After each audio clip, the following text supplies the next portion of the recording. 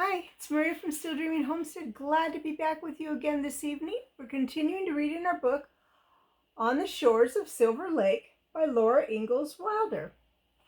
We're in chapter 11, Payday. Now,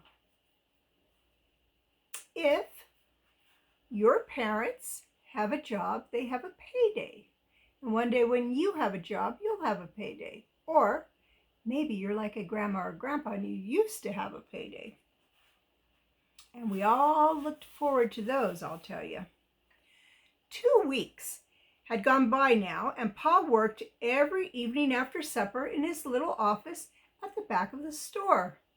He was making out the time checks. From the time book, he counted up the days each man had worked, figured up how much he'd earned. Then Pa figured up how much the man owed to the store and for his board bill at the cook shanty. He subtracted that amount from the man's wages and made out his time check. On payday, Pa would give each man his time check and the money due to him. Always before, Laura helped Pa with his work. Here we go.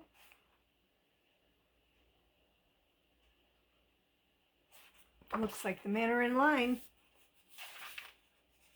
When she was very little in the big woods, she had helped him make bullets for the gun. In Indian Territory, she helped him finish the house. And on Plum Creek, she'd helped him with the chores and the haying. But now she could not help him, for Pa said that the railroad company would not want anyone but him to work in the office. Still, she always knew what he was doing, for the store was in plain sight from the shanty's doorway, and she saw everyone who came and went. I have to take a drink.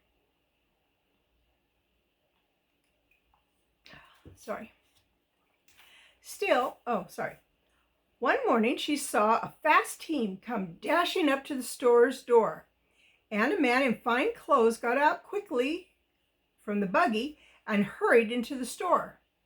2 more men waited in the buggy, watching the door and looking around them on every side as if they were afraid. In a little while, the first man came out and got into the buggy. After another look all around, they drove off quickly. Laura ran out of the shanty towards the store. She was sure that something had happened there. Her heart was beating wildly, and it gave a great flop when she saw that Pa was safe and sound. "Where are you going, Laura?" Ma asked after her, and Laura answered, "Nowhere, Ma." Pa came into the shanty and swung the door shut behind him. He took a very heavy canvas bag out of his pocket.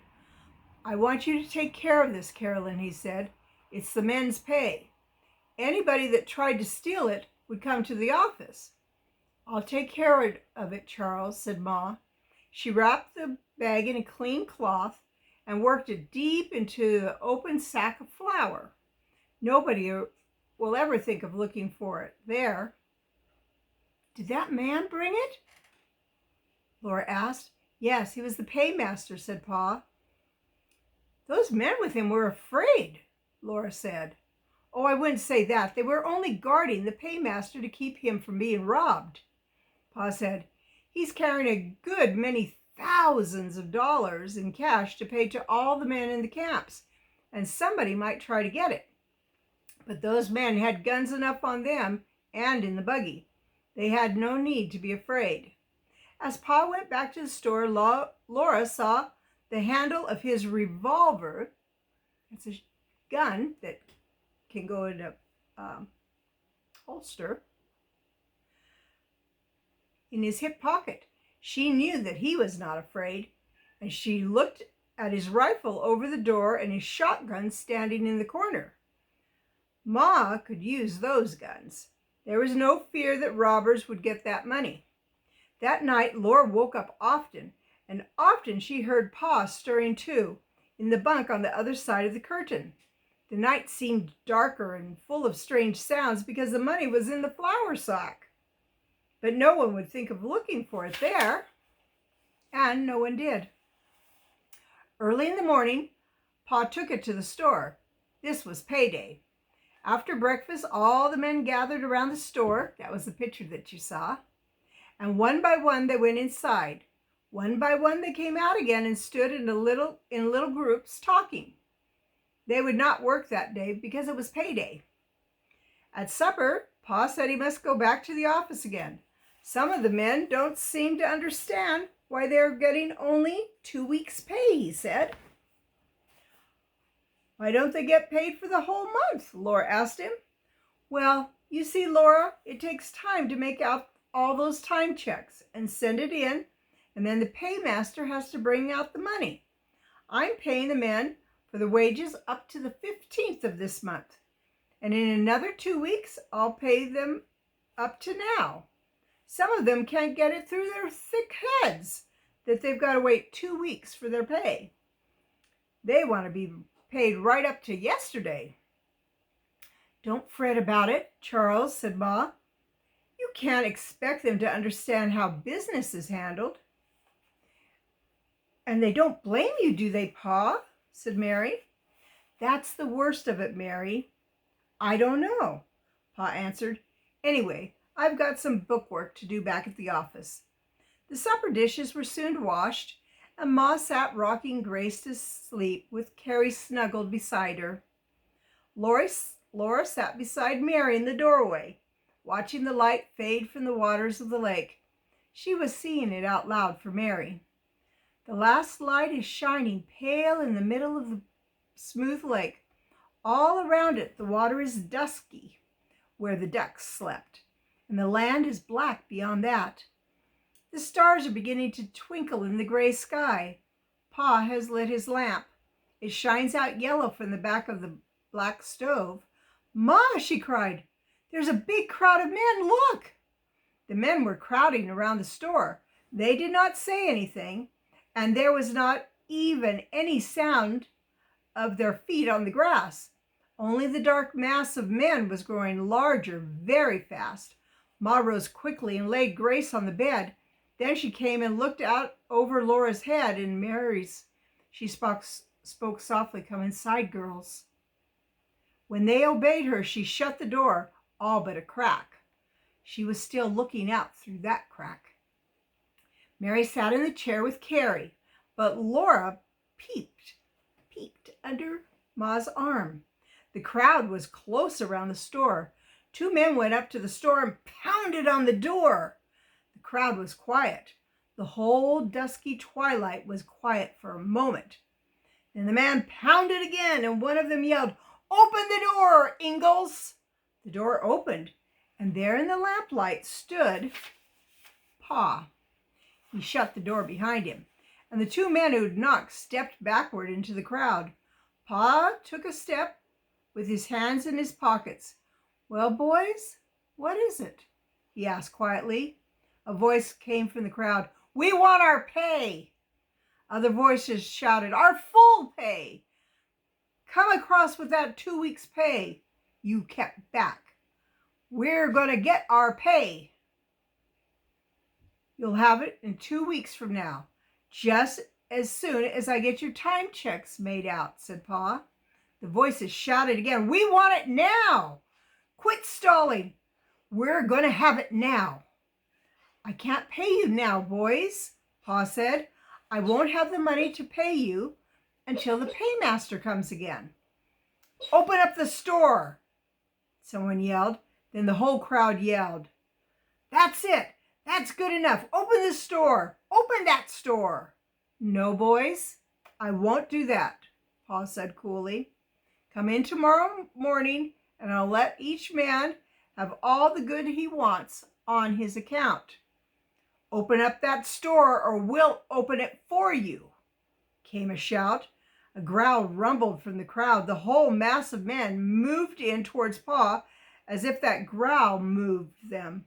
Laura ducked under Ma's arm, but Ma's hand clenched her on the shoulders and held her back. "Oh, let me go. They'll hurt Pa. Let me go. They'll hurt him." Laura screamed in a whisper. "Be still," Ma told her in a voice that Laura had never heard before. "Stand back, boys. Don't crowd too close," said Pa. Laura could hear his cold voice and stood trembling. Then she heard another voice behind the crowd. It was deep and strong, not loud, but plainly heard. "What's up, boys?" In the dark, Laura could not see the red shirt, but only Big Jerry was so tall. He stood head and shoulders above the shadowy figures of the crowd. Beyond them in the dusk was a pale blur that could be only the white horse. A confusion of voices answered Big Jerry. Then he laughed. His laugh was big and booming. "Ha ha ha ha, you fools," said Jerry. "What's the fuss about? You want goods from the store? Well, tomorrow we'll take what we want of them. They'll still be there. Nobody'll stop us when we get started." Laura was hearing rough language. Big Jerry was using it. What he said was all mixed with swear words. I call those bad words. And with other words that she had never heard. She hardly heard them now because she felt all broken up. She felt as if everything had smashed and dropped like a plate when Big Jerry took sides against Pa. The crowd was all around Big Jerry now. He was calling some of the boys by their name and talking to them about drinking and playing cards. Some of the crowd went with him towards the bunkhouse. Then the rest of it broke into smaller groups and scattered away in the darkness. Ma shut the door. "Bedtime, girls," she said. Laura went trembling to bed as Ma told her to do. Pa did not come. Now and then she heard an outbreak of rough, loud voices from the camp, and sometimes singing. She knew she would not sleep until Pa came. Then her eyes opened suddenly. It was morning. She had fallen asleep. Beyond Silver Lake, the sky was burning gold, and one line of red cloud lay across it. The lake was rosy, and the wild birds flew up clamoring. The camp was noisy too. All around the boarding shanty, the men were gathered in a milling crowd, talking excitedly. Ma and Laura stood outside at the corner of the shanty watching. They heard a shout and saw Big Jerry jump onto his white horse. "Come on, boys," he shouted. "All aboard for fun." The big horse reared, that means went up on his back legs, and his front legs came off the ground, and whirled and reared again. Big Jerry gave a wild whoo-hoo, and the white horse broke into a run, and away they went across the prairie toward the west. All the men rushed to the stable, and in a minute, man after man was on his horse and following Big Jerry. The whole crowd went streaming away on horses and was gone. A great coolness came over the camp and over Laura and Ma. "Well," Ma said. They saw Pa walking from the store towards the boarding shanty. Fred, the foreman, came out of it and met him. They talked a minute. Then Fred went to the stable, got on his horse, and galloped away to the west. Pa was chuckling.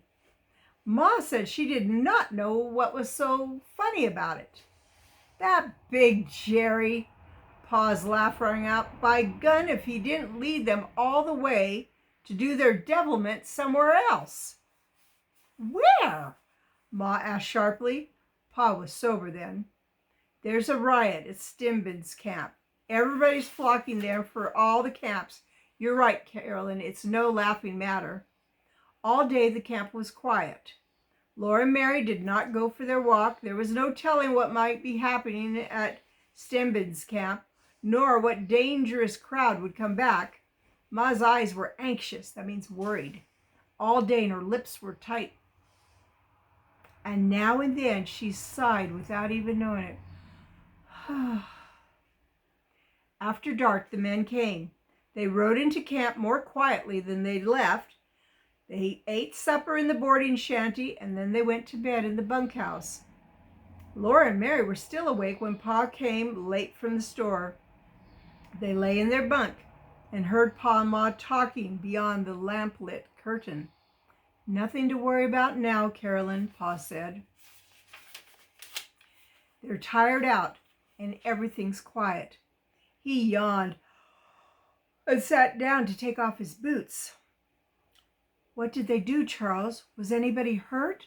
Ma asked. They strung up the paymaster, said Pa.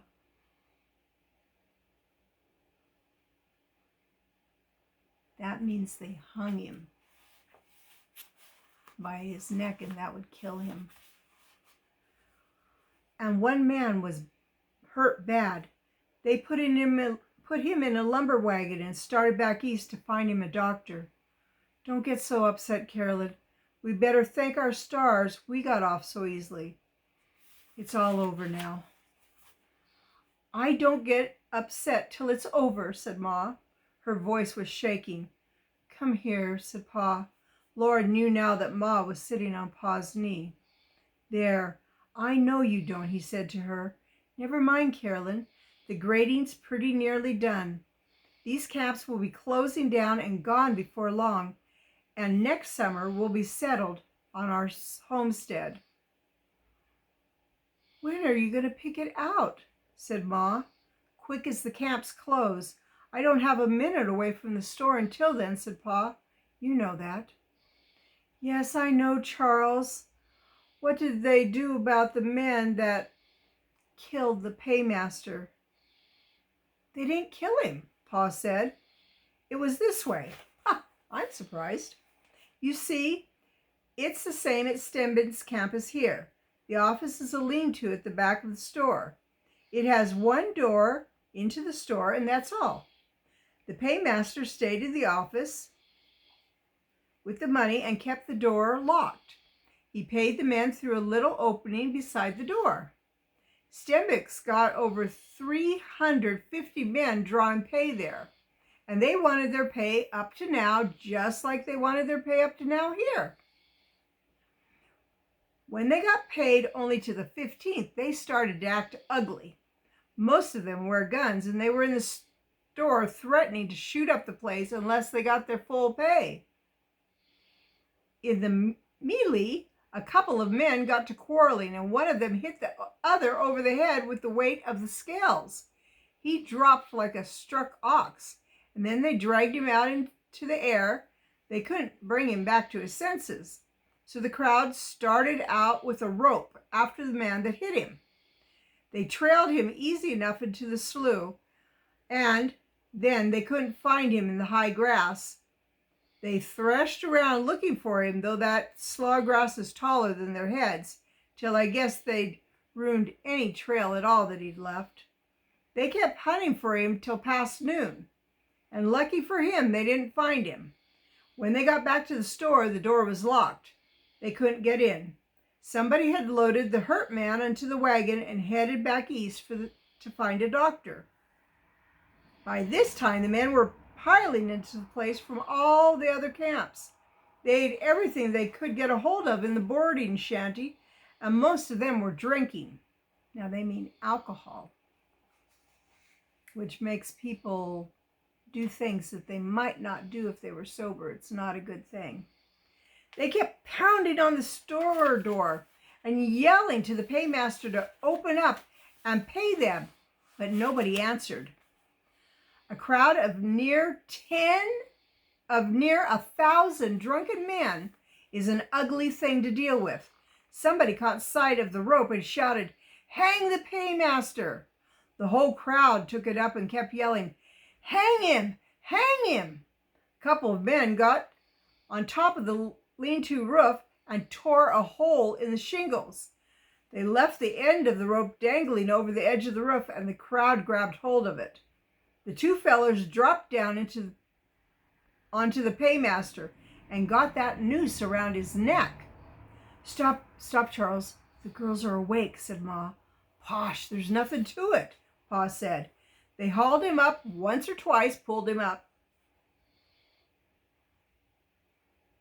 That's all. He gave in. They didn't hang him then? Not enough to hurt much. Some of the crowd was breaking into the store with neck yokes that they put over the oxen, remember? So that'd be a big chunk of wood. Lost my place.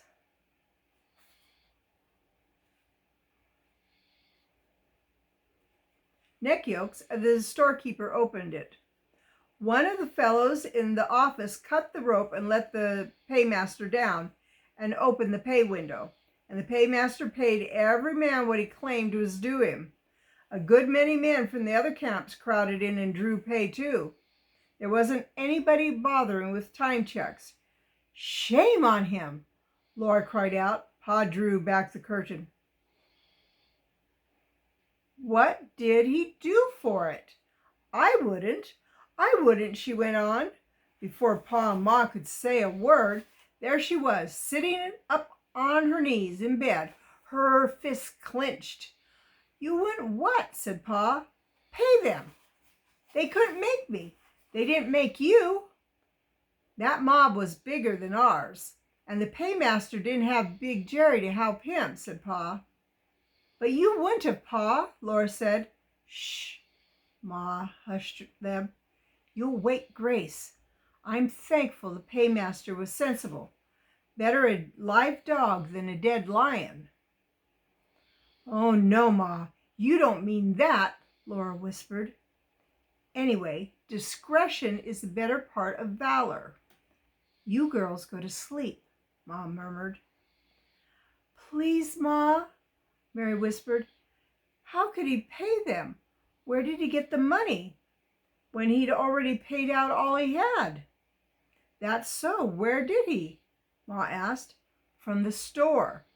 It's a big store, and it already had taken in most of what the men had been paid. They spent it as fast as they get it, said Pa. Now mind your Ma, girls, and go to sleep. He let the curtain fall. Very softly under the quilt, Mary and Laura talked until Ma blew out the lamp. Mary said she wanted to go back to Plum Creek. Laura did not answer to that. She liked to feel the great wild prairie all around the little shanty. Her heart beat strong and fast.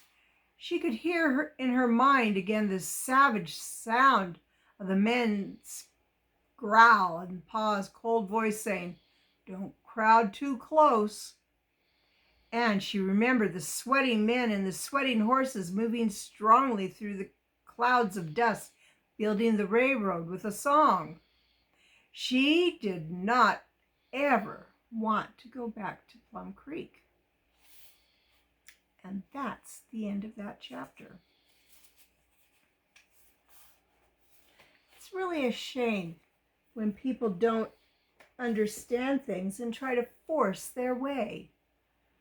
I'm glad that the paymaster wasn't killed either, although I wouldn't like to have somebody put a rope around my neck and pull me up and down off my feet. That'd be terrible, but at least he was alive. Those were wild days. Some days here, wild things happen, but not exactly like that. I'm thankful. And I'm thankful that you were here for the story tonight. Well, it's Maria from Still Dreaming Homestead. I want to pray blessings on you and on yours, in your house, out of your house, in the day and the night. Whatever you do, keep dreaming. Good night, and God bless you.